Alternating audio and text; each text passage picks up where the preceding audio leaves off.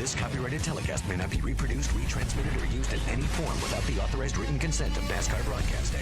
NASCAR would like to thank all of our loyal fans for your continued support, and we hope you enjoyed today's broadcast. And Ryan Newman lurking in third. Trouble, turn 2. Car in the middle of the back straightaway. Down on the apron, caution waves. And the field will slow to pace car speed. Robbie Gordon got little practice, did not get to qualify. He is involved with rookie Kevin Conway in the 37. Blue car, top of your screen. Gets up too high. Pretty dirty up there right now. You can see the dust and dirt starting to fly. Just loses it. Comes right down the track. Little damage. 27 cars on the lead lap. We'll take a quick. Got one in the wall. Car in the wall, turn 2. And that'll be Mike Bliss. Pretty good lick there. Caution is out for the second time today.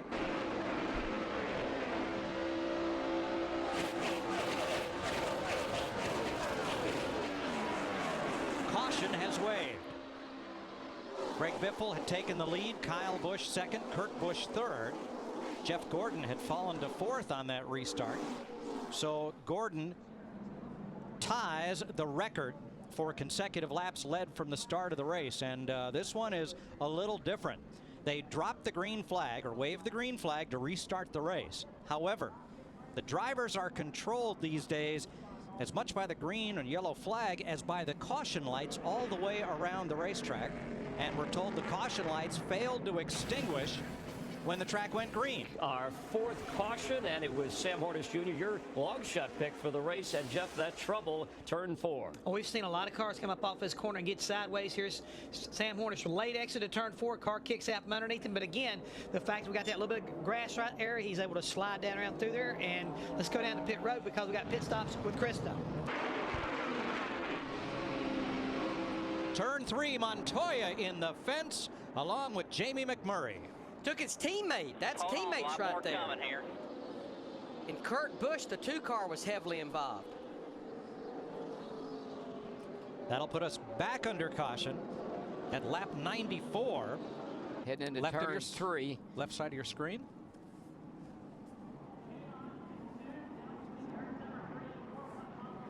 Just a little contact there. McMurray into the side of the 42 car, Montoya. It's almost like McMurray's car walked up just a little bit, maybe. It's almost like maybe Montoya came down, McMurray maybe went up just a little bit. Didn't take much. That's what happens right there. But I didn't hear him say caution. They're not waving the... Absolutely. Something going on. There the caution lights came on without being triggered by NASCAR. So now the call has come down from the tower to wave the caution flag. See, drivers only see the flag when they're on the front straightaway, but the caution lights are all the way around the racetrack. And NASCAR has told the drivers in the drivers' meetings every week that the caution lights control. You see the caution lights slow down, and so we don't know what is triggering the light or what caused it to not go off during an earlier restart. Onto, and so when you do get onto it, you have a very short distance to get to pit road speed. Caution, car in the wall, turn number 2. And there it is. That is Kevin Conway, who brought out the first caution of the day back at lap number 3. That's a huge break for everybody except Jeff Gordon and Jimmy Johnson, because he was about to put Joey Logano, Mark Martin, Clint Boyer a lap down. We'd had about 5 or 6 cars on the lead lap the way it was going.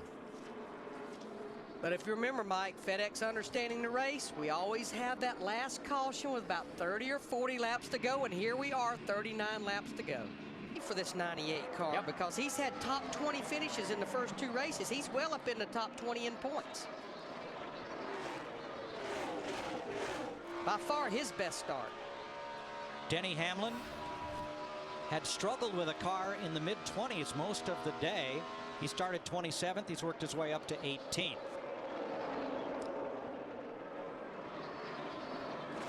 Both of the Newman-Haas cars started the day well. But Ryan Newman has struggled the second half of this race. He's now in 19th. Yeah, and the biggest problem for Newman, who started in the 3rd spot, Mike, has been on pit road. In fact, early in the day, Tony Gibson basically chastised the pit crew and told them to get into the game. And when a little while ago I asked him how he had gotten a lap down, Gibson simply pointed to pit road. Thanks, Dick. Martin Truex Jr., new hire at Michael Waltrip Racing this year. He is currently 20th. And the final car on the lead lap is Cato, New York's Regan Smith, running in 21st in the number 78. And a lot of these are the product of that caution at lap 229. And as you mentioned, Mike, 19 cars took the wave around. Love that rule. It's a cool deal. So those are your lead lap cars now with 6 to go. And it is Jimmy Johnson who is pulling away from Jeff Gordon, just a reverse of the scenario that we've seen pretty much all day long. I just wondered how much at and back if he had anything left, and I think Jeff Gordon was probably wondering the same thing. Now we know. Well, we had a chance to set an all-time NASCAR record today. Have a look at the drivers who have won the most races on 1.5-mile speedways. And either Jeff Gordon or Jimmy Johnson could break that record. In second place, Kevin Harvick has caught Jeff Gordon.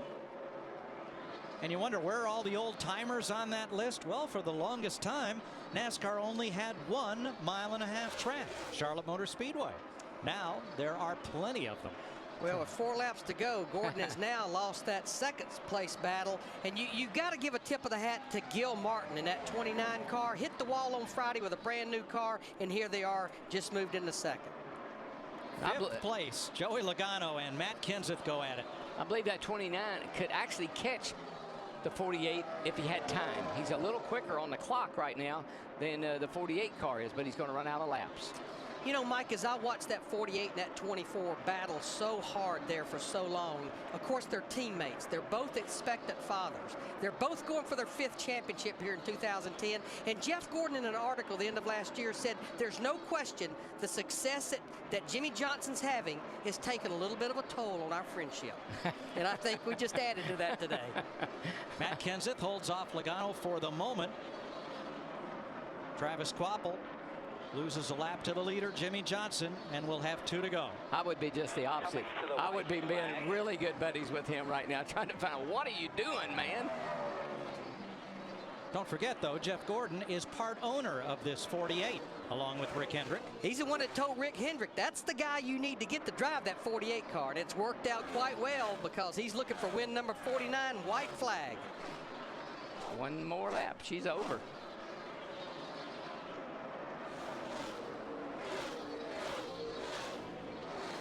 Johnson trying to win back-to-back races for the 7th time in his career. Logano back after Kenseth out of turn 2. That one's going to go all the way to the flag. Johnson out of 4. And here he comes. Very nice job, boys. NASCAR's all-time winner on 1.5 tracks is Jimmy Johnson.